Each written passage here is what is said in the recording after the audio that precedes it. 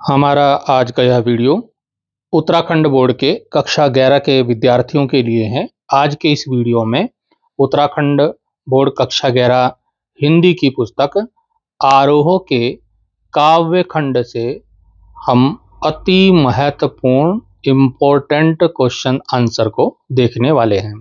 तो आइए बिना देरी किए हुए क्वेश्चन आंसर देखते हैं। आप सभी इन प्रश्न उत्तरों को वीडियो को अच्छी प्रकार से देख करके तैयार करें और अपने दोस्तों में भी शेयर कीजिएगा। हमारे काव्य खंड के जो पहले कवि हैं वो हैं कबीरदास जी। तो कबीर जी की एक कविता यहाँ पर पाठ्यक्रम में दी है, हम तो एक एक करी जाना। इसमें से 3 प्रश्न मुझे ज़्यादा महत्वपूर्ण लगे। पहला प्रश्न है, कबीर किस काल के, किस धारा के और किस प्रकार के कवि हैं। दूसरा है, कबीर के मतानुसार सभी लोगों की एक ही जाति कैसे है। और तीसरा प्रश्न है, कबीर ने नियम और धर्म का पालन करने वाले लोगों की किन कमियों की ओर संकेत किया है। आइए इन प्रश्नों के उत्तर जानते हैं। तो हमारा जो पहला प्रश्न है, कबीर किस काल के, किस धारा के और किस प्रकार के कवि हैं, इसका उत्तर हो जाएगा कि कबीर भक्ति काल के, निर्गुण भक्ति धारा के और ज्ञानाश्रयी शाखा के कवि हैं। इस ज्ञानाश्रयी शाखा को ज्ञान मार्गी शाखा के नाम से भी जानते हैं। उन्हें संत कवि के रूप में जाना जाता है। तो ये इसका उत्तर हो जाएगा। प्रश्न है कि कवि के मतानुसार सभी लोगों की एक ही जाति कैसे है। तो कबीर के अनुसार ईश्वर एक है और वह सभी मनुष्यों में समान रूप से विद्यमान है, इसलिए सभी मनुष्य मूल रूप से एक ही हैं। भले ही उनके बाहरी रूप और धार्मिक मान्यताएं भिन्न भिन्न हों, उनके अनुसार सभी मनुष्यों में एक ही तत्व विद्यमान है।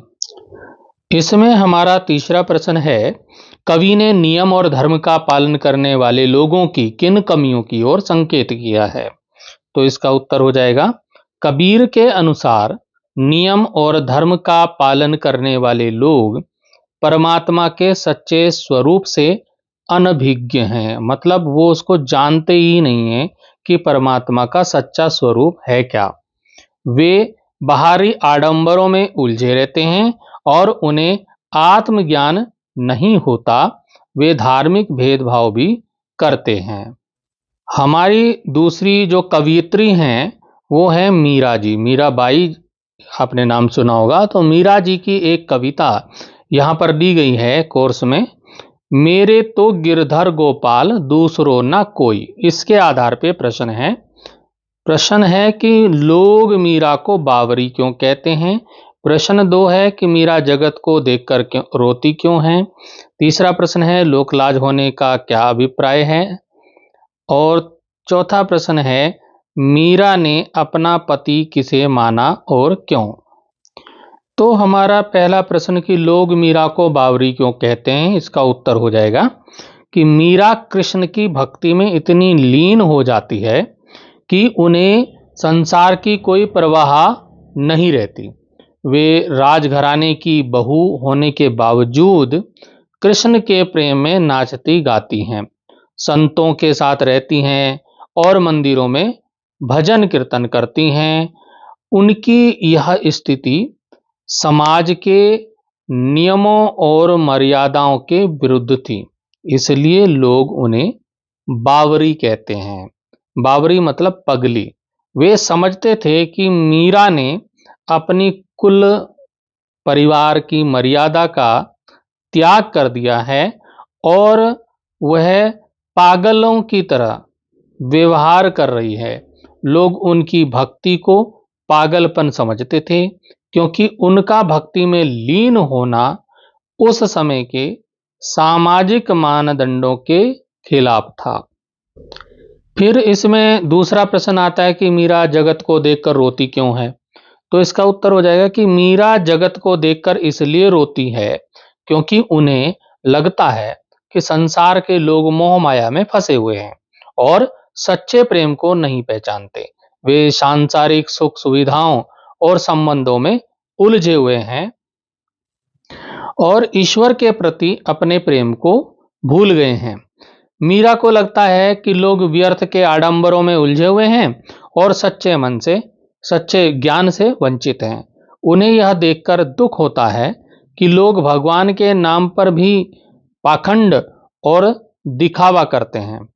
मीरा को लगता है कि लोग अपने जीवन के सच्चे उद्देश्य को भूल गए हैं और वे सिर्फ भौतिक सुखों की खोज में लगे हुए हैं। अब प्रश्न आता है कि लोक लाज खोने का क्या अभिप्राय है। तो लोक लाज खोने का अभिप्राय है सामाजिक प्रतिष्ठा और सम्मान को खोना। तो मीरा जो है कृष्ण के प्रेम में इतनी मग्न थी कि उन्होंने समाज की परवाह नहीं की और अपनी लोक लाज खो दी।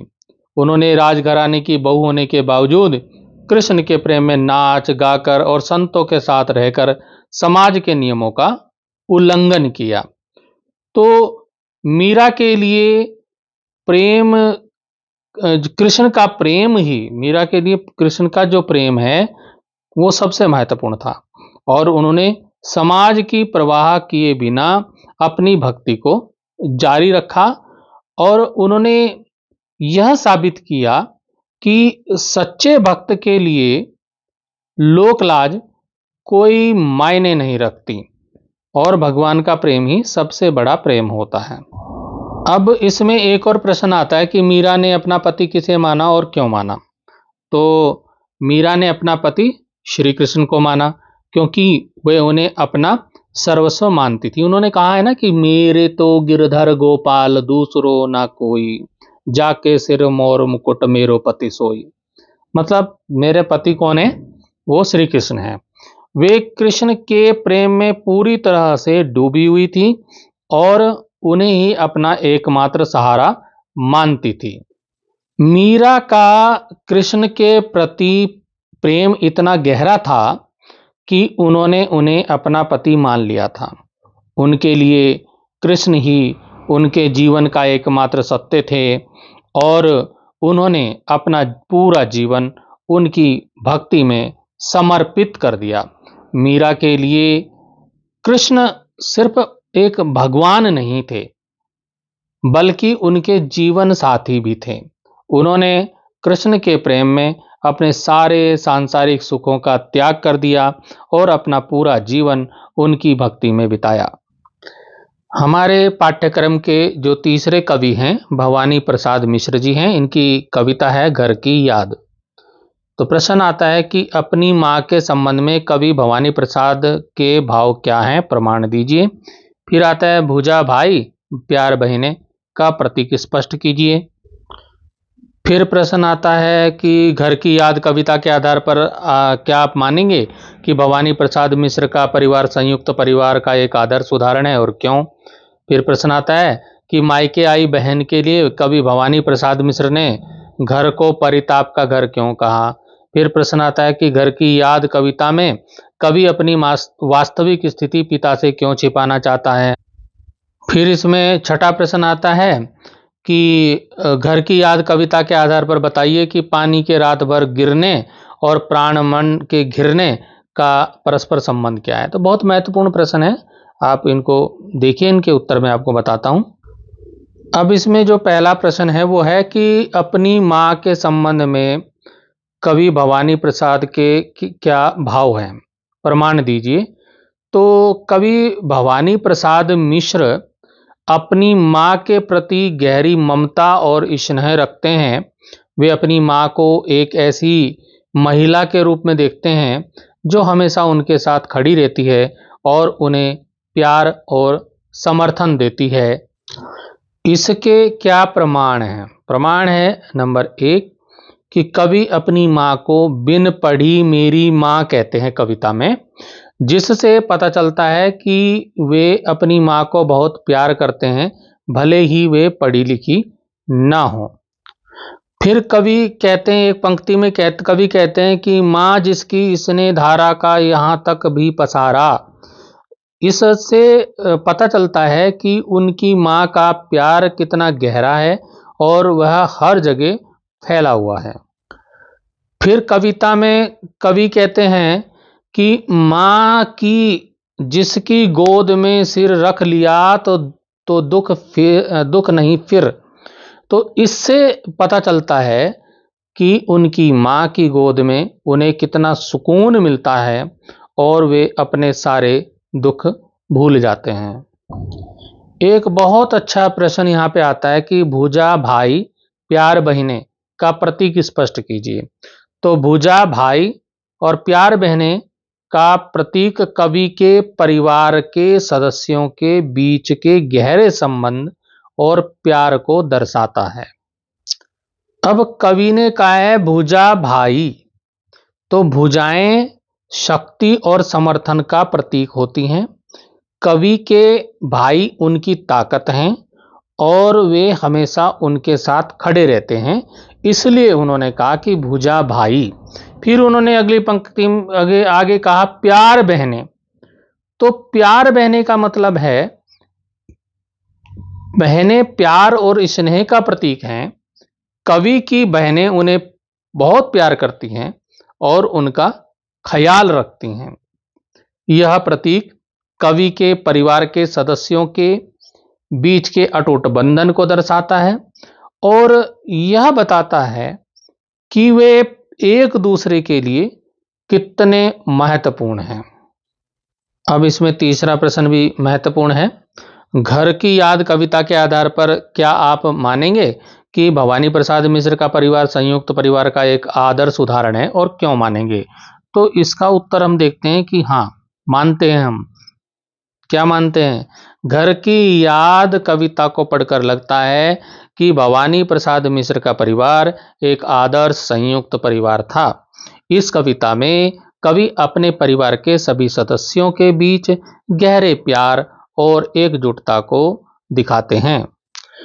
कविता में कवि अपने माता पिता, भाई बहनों और अन्य रिश्तेदारों को याद करते हैं, जिससे पता चलता है कि वे सब एक साथ रहते थे। कवि को अपने परिवार की बहुत याद आती है और उन्हें यह भी चिंता है कि उनके परिवार वाले उनकी चिंता कर रहे होंगे। इससे पता चलता है कि परिवार के सदस्य एक दूसरे की कितनी फिक्र करते थे। कवि अपने भाइयों को अपनी ताकत और बहनों को प्यार का प्रतीक बताते हैं। तो इससे यह पता चलता है कि परिवार के सदस्यों के बीच बहुत मजबूत रिश्ते थे। कविता में कवि अपने माता पिता के प्रति बहुत सम्मान दिखाते हैं। इससे पता चलता है कि परिवार में बड़ों का बहुत आदर किया जाता था। अब इसमें जो चौथा प्रश्न है वो है मायके आई बहन के लिए कवि भवानी प्रसाद मिश्र ने घर को परिताप का घर क्यों कहा है? परिताप का घर क्यों कहा है? तो मायके आई बहन के लिए कवि भवानी प्रसाद मिश्र ने घर को परिताप का घर इसलिए कहा है क्योंकि कवि क्या है? कवि जेल में है। जेल में क्यों था? स्वतंत्रता आंदोलन में भाग लेने के लिए कवि कहाँ है? जेल में है। और उसकी बहन को यह जानकर दुख होगा कि उसका भाई घर पर नहीं है। बहन अपने भाई से मिलने के लिए उत्सुक होगी, लेकिन उसे निराशा होगी।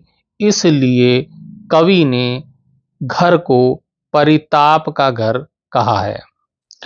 इसमें पांचवा जो प्रश्न है वो है घर की याद कविता में कवि अपनी वास्तविक स्थिति पिता से क्यों छिपाना चाहते हैं?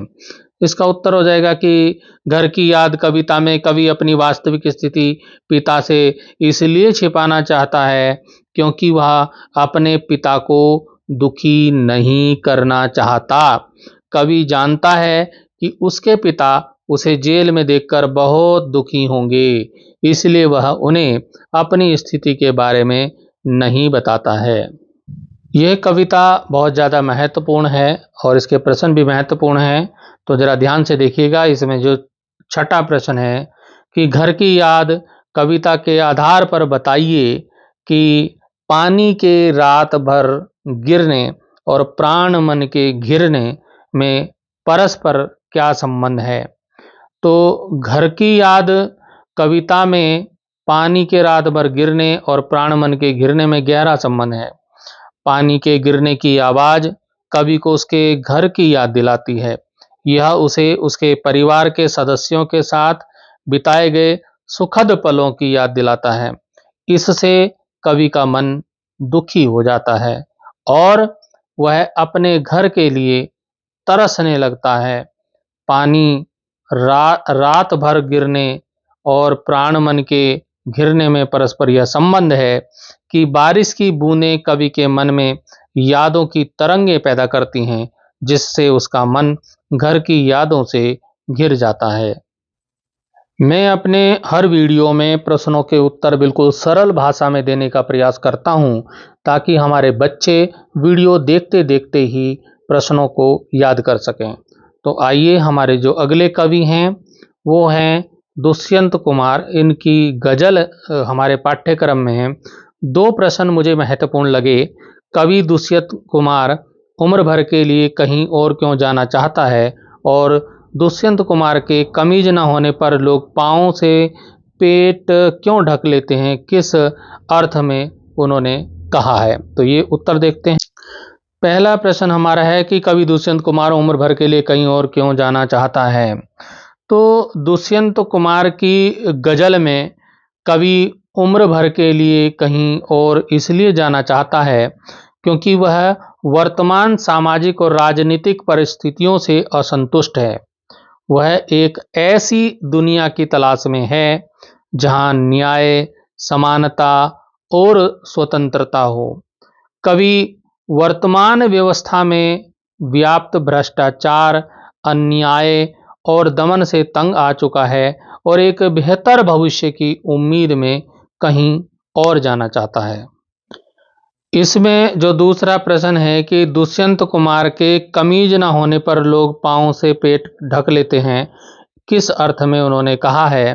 तो इसका उत्तर हो जाएगा कि दुष्यंत कुमार की पंक्ति कमीज न होने पर लोग पाँव से पेट ढक लेते हैं का अर्थ है कि जब लोगों के पास अपनी बुनियादी ज़रूरतों को पूरा करने के लिए भी कुछ नहीं होता, तो वह अपनी गरीबी और लाचारी को छिपाने की कोशिश करते हैं। यह पंक्ति समाज के गरीब और वंचित वर्ग की दयनीय स्थिति को दर्शाती है। यह पंक्ति लोगों की मजबूरी और लाचारी को दर्शाती है कि वे अपनी गरीबी को छिपाने के लिए कुछ भी करने को तैयार हैं। यह पंक्ति वर्तमान व्यवस्था की विफलता को दर्शाती है कि वह लोगों को बुनियादी सुविधाएं भी प्रदान नहीं कर पा रही है।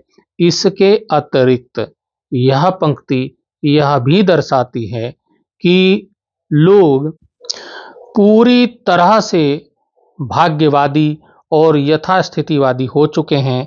वे अपने अधिकारों के लिए सचेत नहीं हैं और अपने हकों के लिए संघर्ष भी नहीं करते हैं। उन्हें विकास की कामना ही नहीं है। हमारी अगली जो कवियत्री हैं वो हैं अक्का महादेवी। इनकी जो कविताएं हैं वो है हे भूख मत मचल, और दूसरी कविता है हे मेरे जूही के फूल जैसे ईश्वर। तो ये दो कविताओं पर मुझे कुछ प्रश्न इम्पोर्टेंट लगे। इसमें पहला प्रश्न है, अक्का महादेवी की कविता में ईश्वर के लिए किस दृष्टांत का प्रयोग किया गया है। ईश्वर और उसके सामने का क्या आधार है, बताइए। दूसरा प्रश्न कि अक्का महादेवी के दूसरे वचन में ईश्वर से क्या कामना की गई है और क्यों की गई है। तीसरा प्रश्न, कवियत्री अक्का महादेवी भूख, प्यास, नींद आदि से क्यों बचना चाहती है। और चौथा प्रश्न, प्रत्येक व्यक्ति ईश्वर से अपनी खुशहाली और संपन्नता मांगता है, किंतु अक्का महादेवी स्वयं के लिए ईश्वर से घोर अभावों का वरदान मांगती है, क्यों। तो इन प्रश्नों के उत्तर देखते हैं। तो पहला प्रश्न हमारे सामने है कि अक्का महादेवी की कविता में ईश्वर के लिए किस दृष्टांत का प्रयोग किया गया है। ईश्वर और उसके सामने का आधार बताइए। तो अक्का महादेवी की कविता में ईश्वर के लिए जूही के फूल का दृष्टांत प्रयोग किया गया है। ईश्वर को जूही के फूल के समान कोमल, सुंदर और पवित्र बताया गया है। तो यहाँ पर आप ये समझ लीजिए कि ईश्वर जो है वो चन्नमल्लिकार्जुन शिव हैं और दृष्टांत जो है जूही का फूल इसमें दिया गया है। इसमें दूसरा प्रश्न आता है कि अक्क महादेवी के दूसरे वचन में ईश्वर से क्या कामना की गई है और क्यों की गई है। तो अक्क महादेवी के दूसरे वचन में ईश्वर से कामना की गई है कि वे सांसारिक मोहमाया से दूर रखें और उन्हें अपनी भक्ति में लीन रखें। वे ईश्वर से यह कामना इसलिए करती हैं क्योंकि वे जानती हैं कि सांसारिक सुख सुविधाएं क्षणभंगुर हैं, क्षण भर में समाप्त होने वाली हैं और केवल ईश्वर की भक्ति ही सच्ची और स्थायी रहने वाली है। इसमें तीसरा प्रश्न आता है कि कवयित्री अक्क महादेवी भूख, प्यास, नींद आदि से क्यों बचना चाहती है। तो कवयित्री अक्क महादेवी भूख, प्यास, नींद आदि से इसलिए बचना चाहती है क्योंकि वे इन सांसारिक सुखों को अपनी भक्ति के मार्ग में बाधा मानती है। वे ईश्वर की भक्ति में पूरी तरह से लीन होना चाहती है और सांसारिक मोह माया से दूर रहना चाहती है।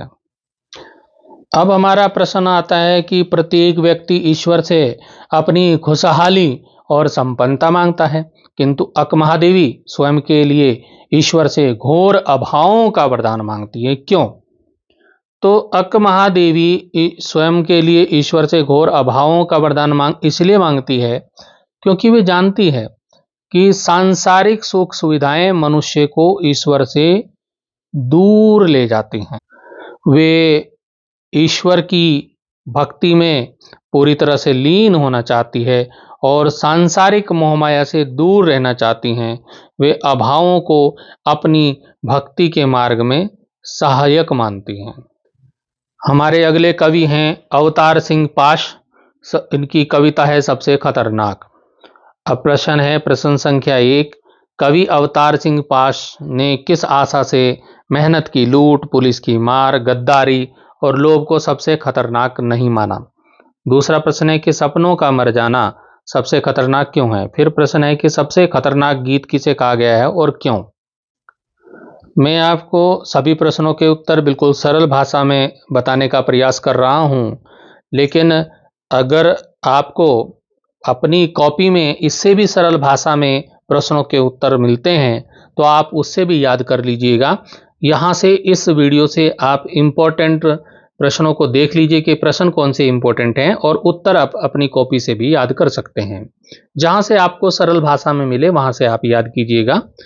अब चलते हैं हम अगले प्रश्न की ओर।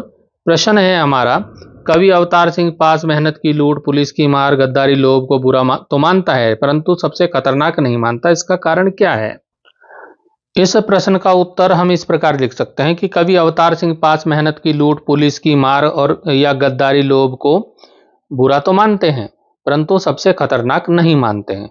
इसका कारण यह है कि इन सब का प्रभाव सीमित या कभी कभी ही होता है और इनके प्रभाव से मुक्ति पाई जा सकती है, इनके विरुद्ध संघर्ष किया जा सकता है, परंतु कुछ खतरनाक बातें मनुष्य के मन में सुसंस्कारों के रूप में इस तरह बैठ जाती हैं कि मनुष्य का पतन होने लगता है, उसका उद्धार नहीं हो सकता। कवि के अनुसार उनकी तुलना में ये बातें छोटी हैं, कम खतरनाक हैं। तो कवि के अनुसार सबसे खतरनाक स्थिति क्या है? तो कवि के अनुसार सबसे खतरनाक स्थिति वह है जब लोग अन्याय को चुपचाप सहने लगते हैं, उनके सपने मर जाते हैं, लोगों के सपने, आगे बढ़ने के सपने खत्म हो जाते हैं, उनकी आत्मा मर जाती है, तो वो खतरनाक स्थिति है। अब एक और महत्वपूर्ण प्रश्न हमारा आता है कि कवि ने सपनों के मर जाने को सबसे खतरनाक क्यों कहा है। इसका उत्तर इस प्रकार से लिख सकते हैं कि सपनों का मर जाना कवि ने सबसे खतरनाक कहा है क्योंकि मनुष्य के जीवन का विकास भविष्य के सुंदर सपने देखने पर ही निर्भर करता है। सपना का अर्थ है नई इच्छाएं, कामनाएं और प्रगति की अभिलाषा। जिस व्यक्ति के जीवन में प्रगति की कामनाएं नहीं हो, जो अपनी स्थिति को परिवर्तित करने की सोचता ही ना हो, या फिर परिश्रम से जी चुराता हो, सबसे खतरनाक उसे ही कहा जाना चाहिए। कवि के अनुसार सपनों का मर जाना इसलिए खतरनाक है क्योंकि यह मनुष्य को निष्क्रिय और हताश बना देता है। दूसरा, यह अन्याय और उत्पीड़न के खिलाफ लड़ने की इच्छा को समाप्त कर देता है। तीसरा, यह समाज में बदलाव लाने और बेहतर भविष्य बनाने की उम्मीद को खत्म कर देता है। और इससे क्या होता है, इससे मनुष्य की आत्मा मर जाती है, उसका परिश्रम करने की हिम्मत टूट जाती है। तो सपने देखना भी बहुत जरूरी है, सपनों का मर जाना अच्छा नहीं है, वो सबसे खतरनाक है। हमारा अगला प्रश्न है कि कवि ने सबसे खतरनाक गीत किसे कहा है और क्यों कहा है। तो इसका उत्तर हो जाएगा कि कवि ने सबसे खतरनाक गीत उस गीत को कहा है जो करुणा और निराशा से भरे भावों को व्यक्त करता है। यह शोक गीत प्रायः किसी की मृत्यु पर भी गाया जाता है। वह गीत भी खतरनाक होता है जो शोषित, पीड़ित और भयभीत लोगों को और अधिक भयभीत करता है, डराता, धमकाता, व्यंग करता और उनमें निराशा भरता है। ऐसे गीत लोगों की हिम्मत तोड़ते हैं और अन्याय सहने को मजबूर करते हैं। हमारे कक्षा 11 आरोह पुस्तक से काव्यखंड की जो अगली कवित्री हैं वो हैं निर्मला पुतुल। इनकी कविता है आओ मिलकर बचाएं। तो इसमें दो तीन प्रश्न मुझे महत्वपूर्ण लगे। पहला प्रश्न है कि माटी का रंग कविता में आदिवासी समाज की किन बुराइयों की ओर संकेत किया गया है। दूसरा प्रश्न है कवित्री निर्मला पुतुल ने जीवन में किन भावनाओं की आवश्यकता पर बल दिया है। फिर तीसरा प्रश्न है कि निर्मला पुतुल द्वारा रचित कविता आओ मिलकर बचाएं में अपनी बस्तियों को नंगी होने से बचाने के लिए क्या करने को कहा है।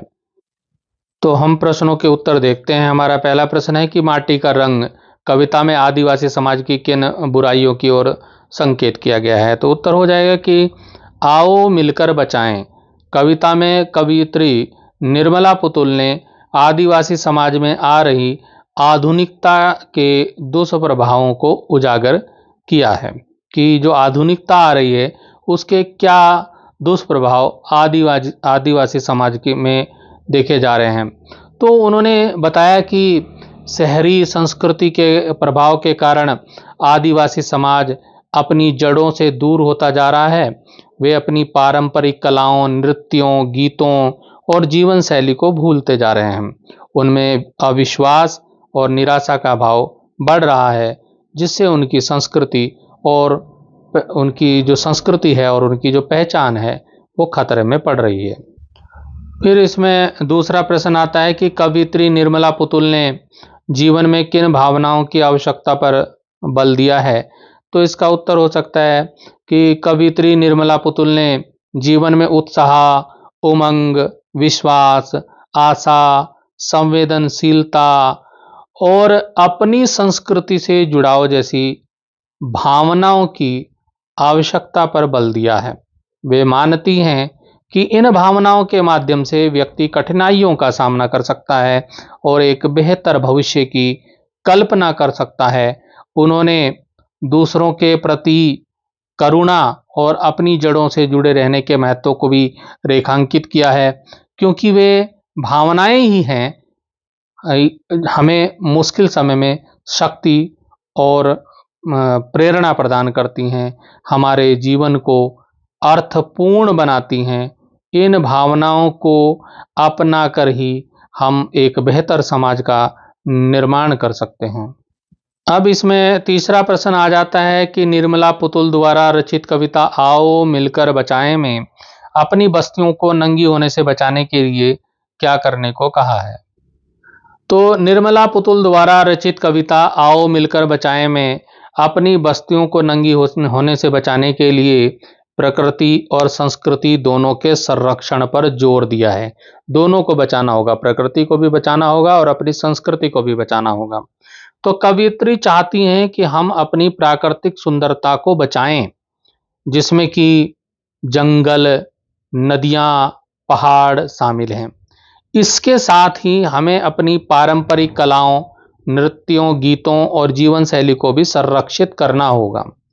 शहरीकरण पर अंकुश लगाकर गांवों का विकास, उनकी सभ्यता और संस्कृति को दृष्टि में रखकर उनका विकास करना चाहिए। यह सामूहिक प्रयास से ही संभव है, जिसमें सभी को मिलकर काम करना होगा।